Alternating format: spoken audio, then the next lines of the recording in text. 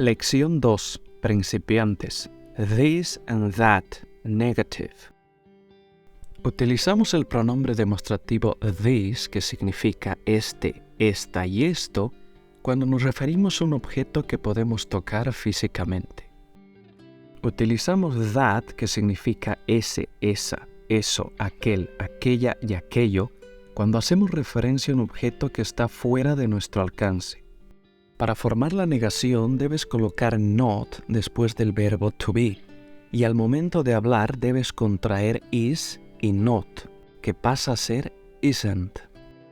Para el ejercicio utilizaremos el siguiente vocabulario: broma, joke, joke, silla, chair, chair, lápiz, pencil, pencil, coche, car, car, perro, dog, dog, árbol, tree, tree, reunión, meeting, meeting, día festivo, holiday, holiday, hotel, hotel, hotel.